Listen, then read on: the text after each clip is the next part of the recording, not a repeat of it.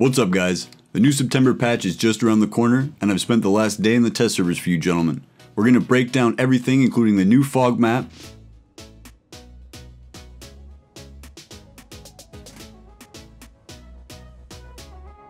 the new weapon, the Mini-14,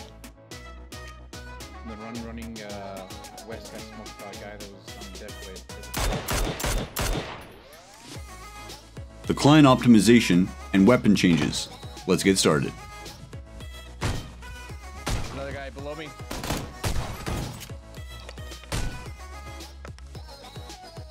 Alright, first off, client optimization.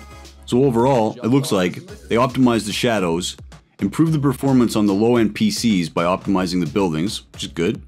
Optimized client and server performance when there's multiple vehicles in close vicinity. When you get in those big engagements with multiple cars, shit's not going to freeze up anymore. Beautiful. Looks like they did a little tweaking on the UI as well.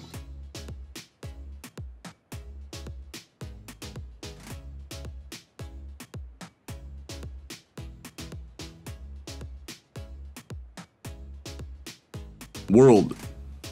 They added foggy weather.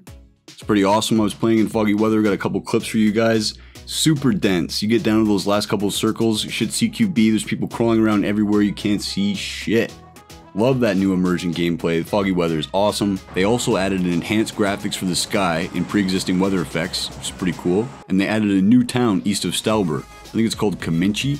I was over there earlier, it's got about 10 plus buildings, it's pretty small, but nice to just sort of mix things up in the northeast corner of the map. Next is UI. They added new options to change the crosshair color for your UI.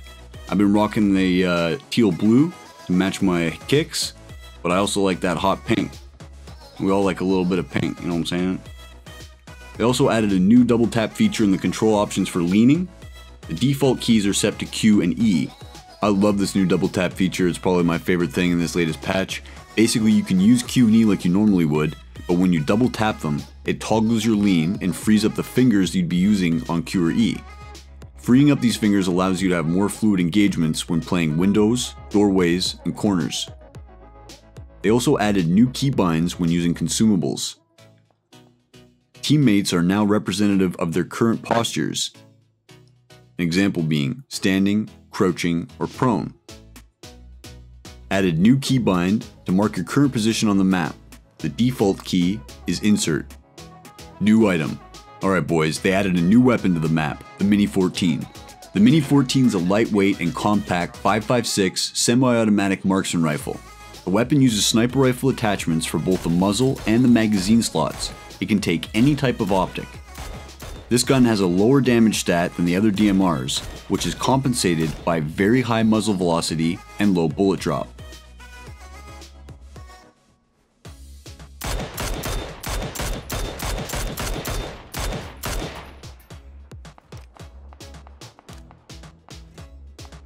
Gameplay. Distance at which shadows are rendered are now synchronized across all graphic settings to ensure fair play. Wow, I don't know how I feel about this, but I guess leveling the playing field for everyone makes it fair and no one has the advantage. I personally was running all my settings on everything low so I could get rid of the shadows, but whatever, I'll live. Oh shit boys, big news. The Tommy gun's been removed from care packages and has become a world spawn. It now supports attachments such as the silencer, vertical grip, and magazines. I can't wait to get my buddies together, throw them up on the UAZ with a couple trench coats, couple Tommy guns. Yeah, get to work with the Tommy guns, see? Fucking coppers. Horizontal recoil scale has been clamped for greater consistency for weapons with high horizontal recoils. You may now holster grenades by switching to another weapon or unarmed state unless the grenades have already been cooked.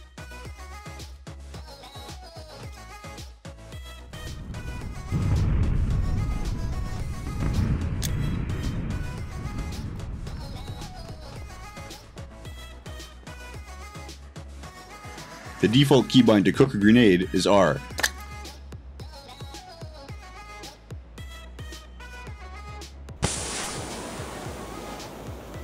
The firing mode of weapons will now remain consistent with the firing mode that was selected after dropping a weapon and picking it back up again.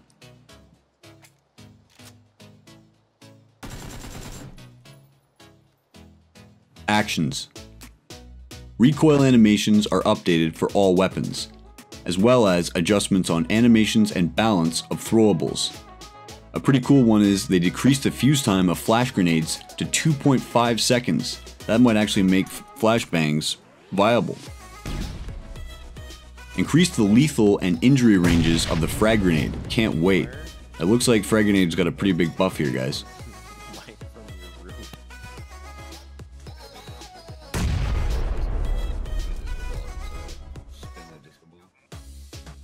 Improved leaning animation. Improved it so that leaning on the left side exposes less of the body. Sprinting will no longer prevent regeneration of the breath gauge and will stop leaning state automatically. Sounds.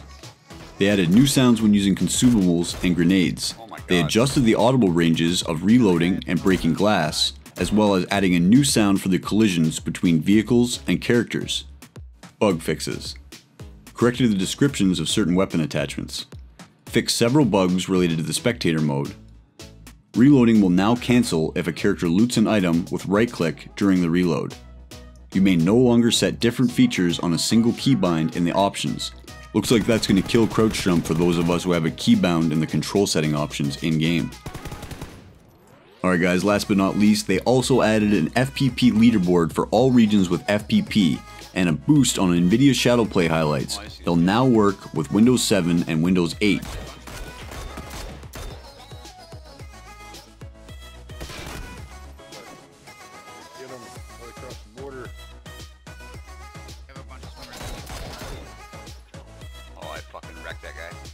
Alright guys, thanks very much for taking the time to watch this video. I hope you found it informative. If you want to see the full patch notes for yourself, check the link in the description down below. Also, if you want to play in the public test server, you can find the download in your Steam games library. Alright guys, that about wraps it up. Good luck in the field, and don't forget to bring your Tommy gun.